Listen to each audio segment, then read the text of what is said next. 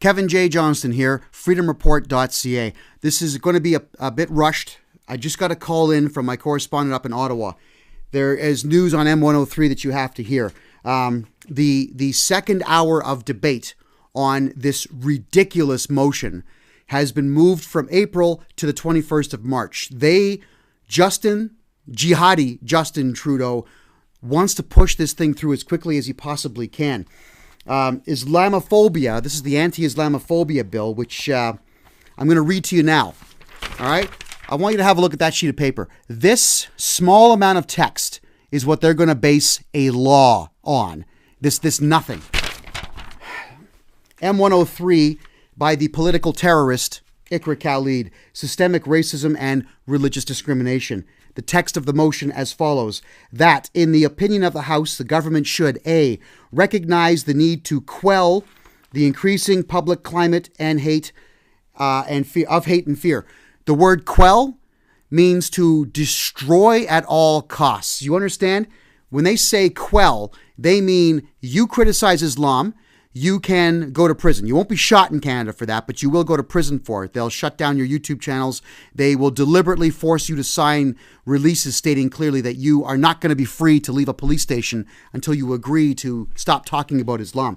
They are talking about quelling. The word quell is a violent word. Look it up, please. Quell. Please, people, right now, go to dictionary.com or any of them out there. Go to Google Dictionary. It doesn't matter. Look it up. Quell means that Iqra Khalid wants violence done unto you if you criticize Islam. Next. B, condemn Islamophobia and all forms of systemic racism and religious discrimination, and take note of House of Commons petition E411 and the issues raised by it. So you notice how she has to say Islamophobia first. Religious discrimination is just her saying Islam. That's what she's saying. C, request that the Standing Committee on Canadian Heritage undertake a study on how the government could, subsection 1, develop a whole of government approach to reducing or eliminating systemic racism and religious discrimination, including Islamophobia, which does not exist in Canada, while ensuring a community-centered focus with a holistic response through evidence-based policymaking. Where's the evidence of Islamophobia? She's saying here she wants evidence. I'm going to tell you in a second what she's talking about. Collect data to contextualize hate crime reports and to conduct needs assessments for impacted communities, and that the committee should present its findings and recommendations to the House no later than 240 calendar days from the adoption of this motion, which will be on the 21st of March. That's what traitors do. Provided that it is in the report, the committee should make the recommendations that the government may use to better reflect the enshrined rights and freedoms in the Constitution acts, including the Canadian Charter of Rights and Freedoms. That last thing is just nonsense. It's garbage. So let's move on here to what I've pulled forward, okay? Number one, this is a waste of money, okay? If they pass this thing through on the 21st of March, 2017, it means that jihadi Justin Trudeau and his band of crooks get to pay people they know lots and lots and lots of your money and my money to do a study. On Islamophobia, all right? Next, that's, of course, paying people off. There's favors that they owe to people. Somebody is going to get rich off of this. We don't know who, not yet. Now, in that 240 days, these crooks that are going to get money stolen from you and I, they're going to come up with a report after studying the problem of Islamophobia, to which there is not one, to create a bill. Now, when the bill goes to the House of Commons, they will try to pass that bill as law. And because the motion has the word quell in it, you can be guaranteed that the word or the bill will have the word quell in it. All right. That means violence will be done unto you by the government, which they will quell with force with any remarks against Islam. But if you'll still be free to crack Sikh jokes, Christian jokes, and Mormon jokes, I'm sure of it. No one else is going to get this level of protection. All right. Now, in this 240 days, a very good question was asked of me here. Who do they consult? Who is going to be consulted in this 240-day report? I know what's going to happen here. It's going to be Muslims only. They're going to go to mosques and Muslim communities, and they're going to get all kinds of statistics from imams and from department heads, especially the terrorist, Hitleristic, fascist regime we have called the National Council of Canadian Muslims. Another group of cowards that will not return a single phone call nor email of mine, nor fax for that matter. And they don't answer emails to people that have white names. They just don't. God help you if you have a black name. You're done. Now, what I'm saying here is the reports that these institutions are going to get is going to be Muslims who get on a bus and got a dirty look from somebody. I mean, if you're on a bus and you're dressed up like that, and I can only see that much of you, I'm probably by default, without even knowing it, have a disgusted look on my face. And that is the type of thing that they're going to be reporting to their imams and this National Council of Canadian Muslims. So the police, who don't have these stats because nothing's being filed with them, the police records are not going to line up with what the Muslims are saying. But Justin Trudeau is stupid. And he's going to listen to what these national Muslim councils and imams have to say, and not what Ottawa, Toronto, Montreal, Vancouver police have to say. Do you understand? This is shame written all over it. This has got Islamic caliphate all over it. Now, let's move on here. Yes, very good question here that I asked when I was talking with the crew is the claims that they're going through or going to be reporting to this M103 crap.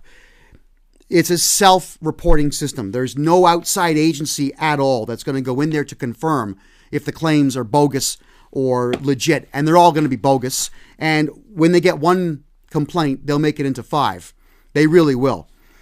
So, benign stuff like getting dirty looks in the bus, benign stuff like someone maybe coughs and you're in the room and you take offense to it and so on. And, of course, Jordan Peterson's covering the fact that our society has been spoiled by making you all believe your feelings matter. Screw your feelings, honestly.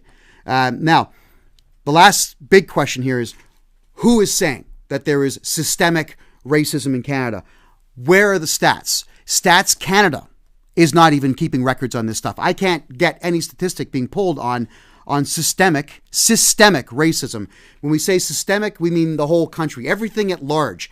For them to make this kind of accusation, it would mean that Naveed Bains, our brown Sikh Minister of Defense, could not possibly get a job as the Minister of Defense if we had systemic racism in this country.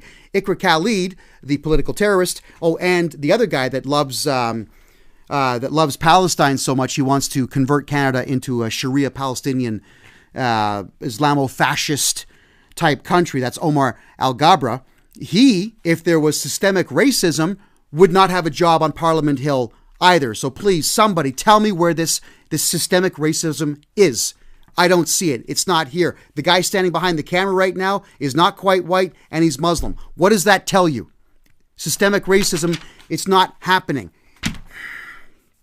And listen, Canada has been seeing a complete and total decrease in violent crime year after year, decade after decade. Now, with Iqra Khalid's M103, that's going to go right up because people are divided in this country more so than ever before, all because of one Pakistani terrorist, Iqra Khalid. The police reports that you're going to find countrywide are going to state clearly that there are a couple of reportings of hate crimes here and there. But do you know who the biggest victims are? Go on, guess.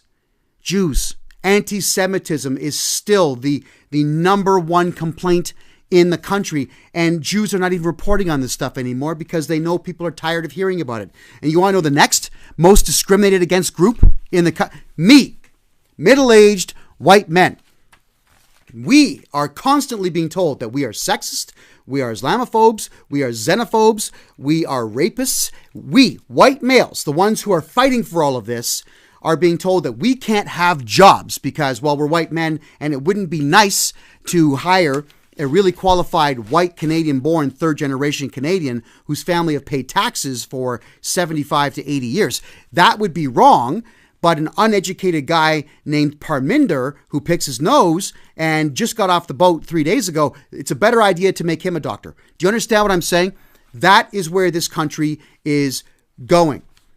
So Jews, white males, the two most discriminated against classes of people in the entire country. And we have Iqra Khalid and now our stupid prime minister and that idiot mayor in Mississauga, Bonnie Crombie, trying to convince you and me that somehow brown people who practice Islam have it really, really, really bad in Canada. In fact, so bad in Canada that we have to write special laws to protect an ideology, not a religion, but an ideology. All right, we are saying democracy in Canada is it's not that good.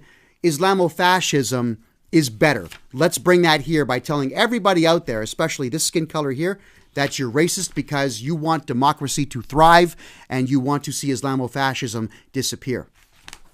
People, if I were you, I would start getting mad, get up off your butts and call every MP. Forget letters. You got to go to their offices now. You have to form groups and go to your MP's offices. You have to flood your local city halls. You have to civilly disobey. The Occupy Wall Street movement, I know a lot of you sat at home watching it on TV and laughed at it. It works. This stuff works. Civil disobedience works, but it only works if all of you go and do something about it and stop relying on the Indian community doing it for you. They're the only ones doing anything right now. All right, you understand? That's from India. Brown Canadians are the only ones doing anything. And I know this because I go to all the rallies. I see 7 white people. You know what they're doing? They're calling the Indians racist. Think that through. Kevin J. Johnston, freedomreport.ca.